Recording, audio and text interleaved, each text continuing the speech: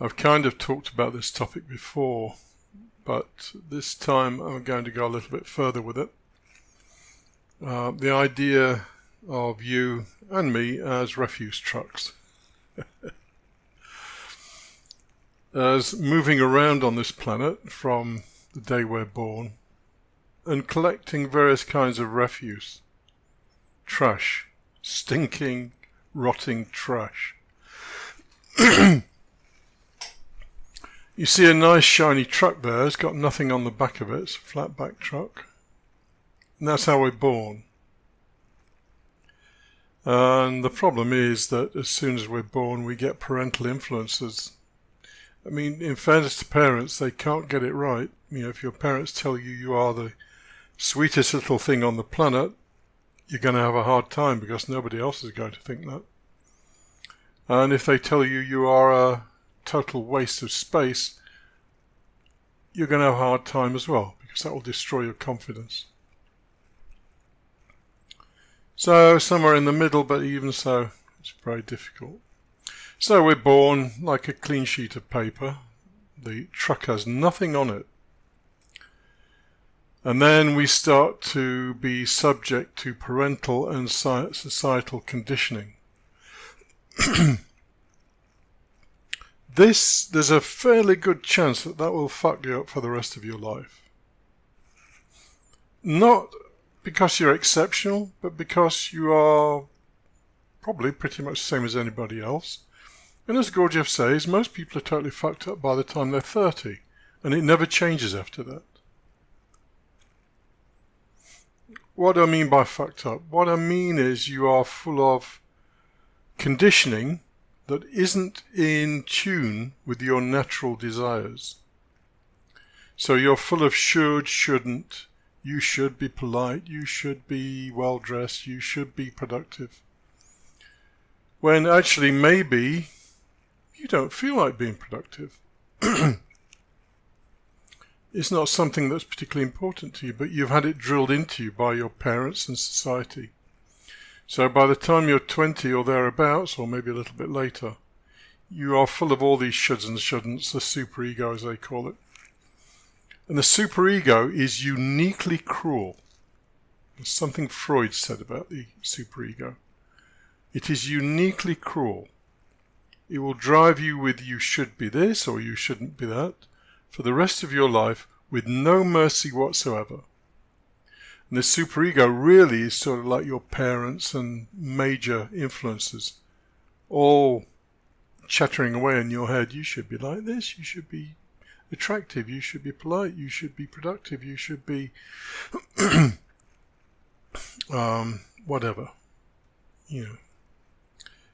Because all your parents are doing is projecting onto you the things that they would like about themselves.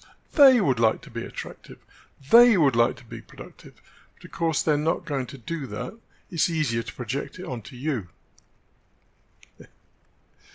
So yeah, your parents are going to fuck you up. And society as a whole is going to fuck you up because the overriding optimistic attitude in society will make you very, very unhappy. Optimism is not a recipe for happiness. And in fact, I just happened to read about Eduard von Hartmann, a philosopher of the 19th century, who was a pessimist. And it was said of him and his wife that if you wanted to meet two cheerful and happy people, you should go and visit the Hartmanns. They were pessimists, but they were happy. And that's one of the strange things. I'm getting off topic a little bit, but pessimists, real pessimists, and that would be a whole other podcast, but real pessimists are happy. They are irrepressibly happy. And there are reasons for that, but another time. So, your parental and societal conditioning is going to fuck you up. And it will probably fuck you up for the rest of your life. And if you are the average person who basically, as Socrates would say, lives an unexamined life, then you'll stay fucked up until you die. Growing increasingly bitter and angry about life. Because, why? Because you've taken in all this conditioning. It's put on top of your real needs and desires, and your real needs and desires are never ever listened to. You know, it might come through as a little bit of annoyance or anger or frustration, but you never really listen to it.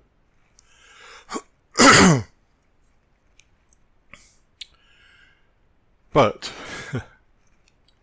what our parents and society do to us is nothing compared with what we do to ourselves in terms of heaping trash on the back of this truck.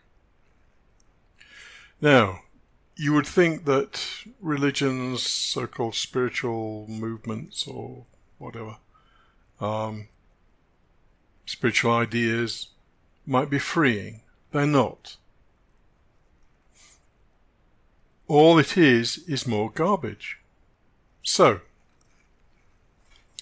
maybe you subscribe to the Christian religion, which says you should not be envious, you should, please note here, more shoulds and shouldn'ts. You should not look at a woman with lust in your eye, you should love your neighbour, you should love God, blah, blah, blah.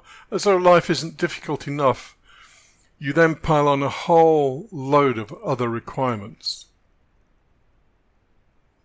What's going to happen?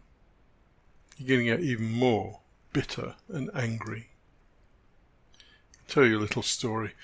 I knew a guy down here. He's still where I live. He's still here, actually, but I don't see him these days. He's a pastor. Runs a small church. When I came down here, I bought myself quite a nice car. I don't have that car now, but I bought quite a nice car.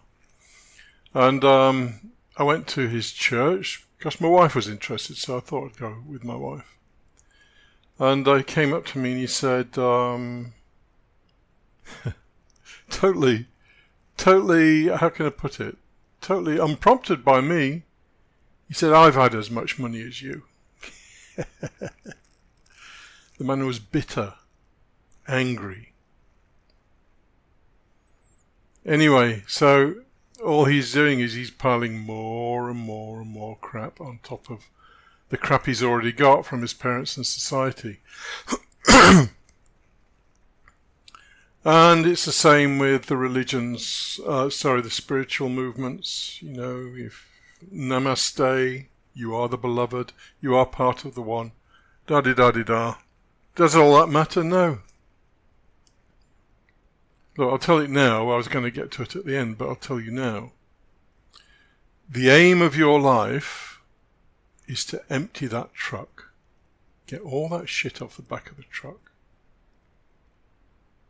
And to be able to live each moment as it arises. Will you be able to do that? No. Why? Because I've just told you about it. And now you'll have the idea in your head that you should live each moment as it arises. So let me get back to this. So you pile upon yourself, you are the beloved, you are the one who God loves, you are part of the one, you are namaste and whatever else you want to throw on the back of that truck. And you load yourself up with this stuff. At the age of 20, you've got a lot of stuff in there, all this conditioning. By the time you're 40 or 50, if you've been into spiritual stuff and religion, you'll have 3 times as much stuff on the back of that truck. All of it making you unhappy. Why? Because it's a weight. You must have heard of the unbearable lightness of being. That's what we're after. We're not after adding more and more weight in terms of more and more shoulds and shouldn'ts and dogma and ideologies and ideals and so on. None of it's necessary to live your life moment to moment. Finally, what happens is, to most people, all this dogma, spiritual beliefs, religion, whatever, becomes encrusted in them. It manifests as unshakable belief systems and biases. They're as good as dead. They'll never be able to live a spontaneous life from moment to moment with no baggage.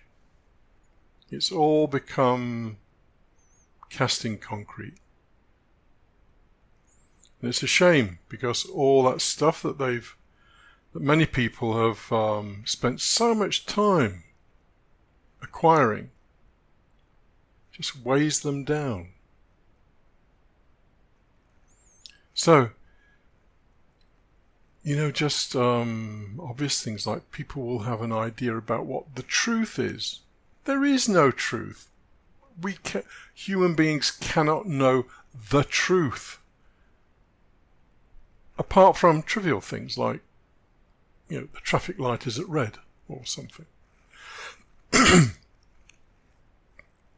We think there's an absolute system of morality. There isn't. Look, where morality is concerned, there is no such thing as morality. The universe is amoral. If you have not seen that, then you've walked around with your eyes closed. The universe is quite happy for thousands of people to die every day from fucking malaria or whatever. It's an amoral universe.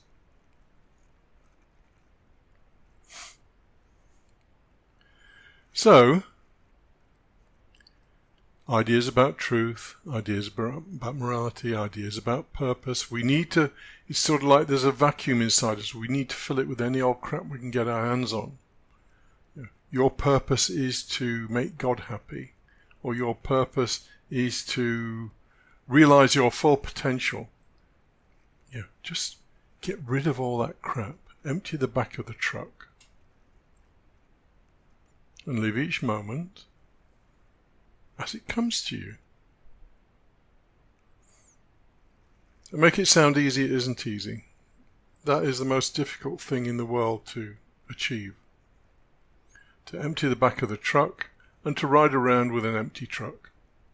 Because no matter where you go with that empty truck, people are going to want to throw stuff on the back of it, and you have to resist that.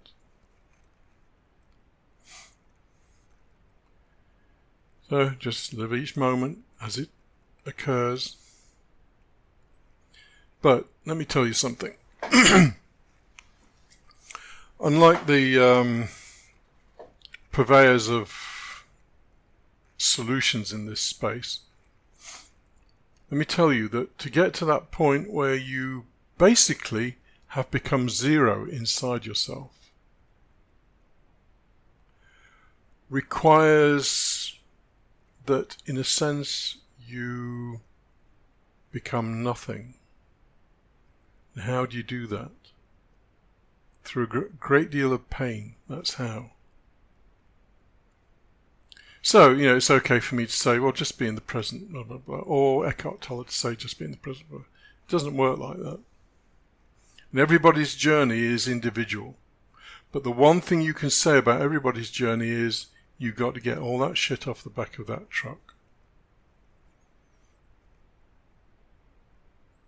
Otherwise, when you get older, you'll just rot with all the crap on the back of that truck. Anyway, there you go.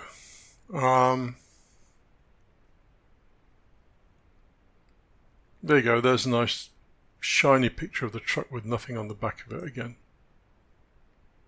That's where you need to go to. So I would suggest that you don't, listen to all the stuff about being one with the one, about non-duality, about being the beloved, about, God loving you, all this kind of stuff that people, it's just garbage that you're throwing on the back of the truck. Throw all that stuff away. And, here and now, just live life as it presents itself to you.